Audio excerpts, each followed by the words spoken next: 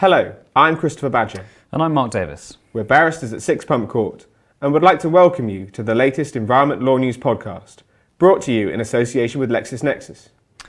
In this podcast, we'll be making our predictions for developments in environmental law for 2020, looking at Urgenda's success in the Dutch Supreme Court, and finally, looking at fluff.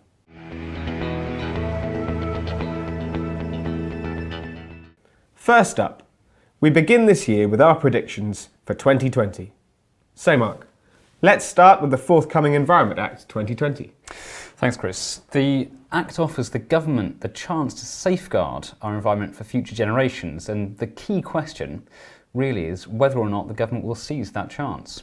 Key concerns include the failure to set out the policy framework within which the environmental principles will be applied in practice, the fragility of the Office for Environmental Protection, and whether or not the body will be sufficiently resourced in order to be able to meet its objective. And the date of 2037 is the date to achieve environmental targets, when many agree that there is a current climate emergency. Quite, and the Queen's speech identified that the Act will set legally binding targets, including a commitment to improving air quality and banning the export of plastic to countries outside the OECD.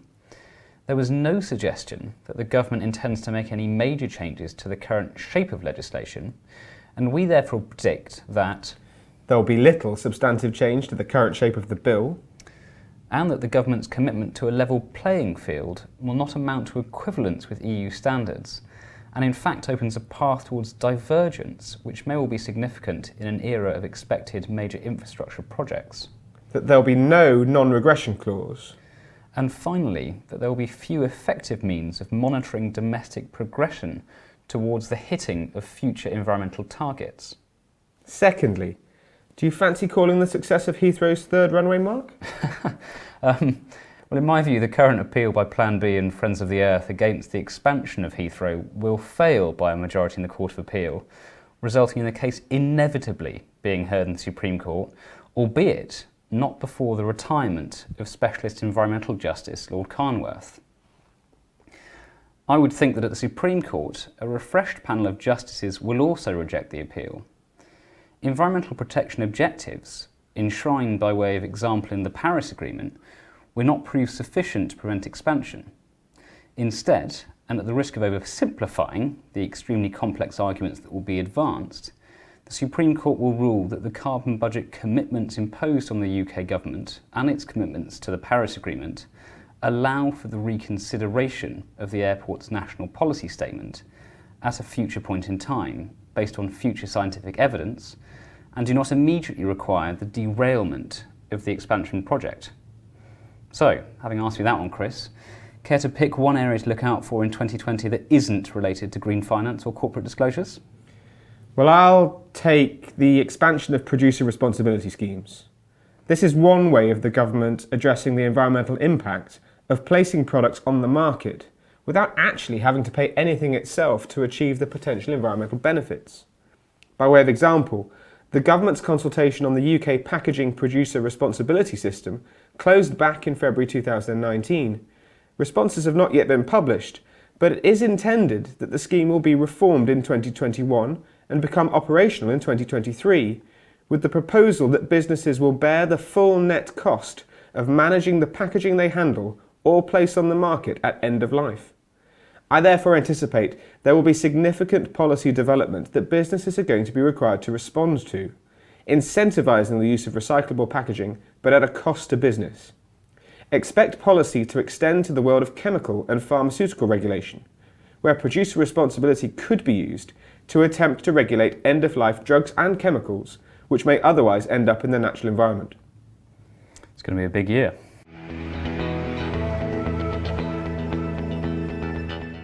Second, we take a look at Urgenda's success in the Dutch Supreme Court. Shortly before Christmas, the Dutch Supreme Court upheld the District Court and the Court of Appeal's decisions in the Urgenda litigation, brought on behalf of 886 Dutch citizens, finding that the Dutch government has a legal duty to prevent dangerous climate change. The decision marks the culmination of half a decade of litigation, in which the District Court of The Hague initially ruled on the 24th of June 2015 that the government must cut its greenhouse gas emissions by at least 25% by the end of 2020 against the 1990 baseline. The Dutch government's appeal was rejected on the 9th of October 2018 in the Court of Appeal, and on the 20th of December 2019, the Supreme Court dismissed the final appeal. Now, whilst the Supreme Court ruling does represent a momentous victory for Urgenda, the actual ambit of the disagreement in the case was relatively narrow. Both Urgenda and the Dutch state accepted that greenhouse gas emissions should be reduced quickly, but they disagreed as to the rate at which that reduction should take place. The Dutch state's target was for a reduction of 20% by 2020 against a 1990 baseline, whilst Urgenda argued successfully that it should be 25%. The Supreme Court's decision is based on the UN Climate Convention and on the Dutch state's legal duties under the European Convention for the Protection of Human Rights and Fundamental Freedoms, insofar as dangerous climate change poses a risk of serious impacts on the rights to life and well-being of residents of the Netherlands. I think what's interesting here is the question as to whether a similar case would succeed in England and Wales, and it is surely one which will inevitably be posed.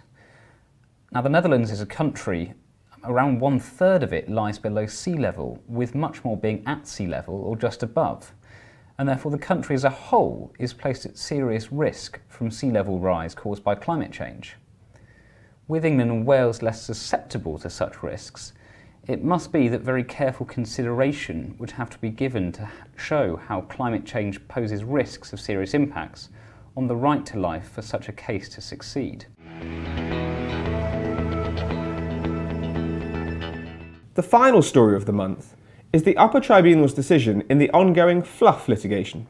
Okay, now first and foremost, the question has to be asked, what is fluff? Fluff, and I fully accept that this is a relatively misleading name, is normally the black bag waste from domestic premises that is used as part of a base layer to protect the liner of a landfill cell.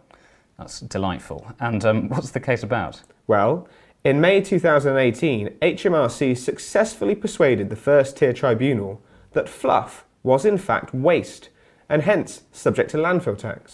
I see. And so the Upper Tribunal has found that fluff is presumably being used by the waste operator at the landfill in question and therefore isn't subject to landfill tax? Exactly so. The Upper Tribunal held that the first-tier tribunal had misinterpreted the decision in Waste Recycling Group Limited against HMRC and found that use really is the opposite of discard.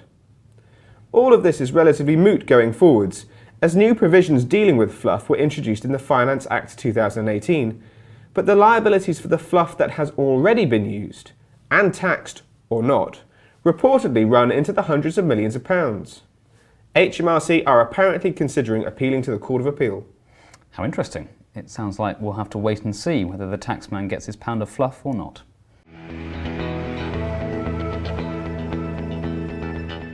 Thank you for tuning in for this Environment Law News podcast.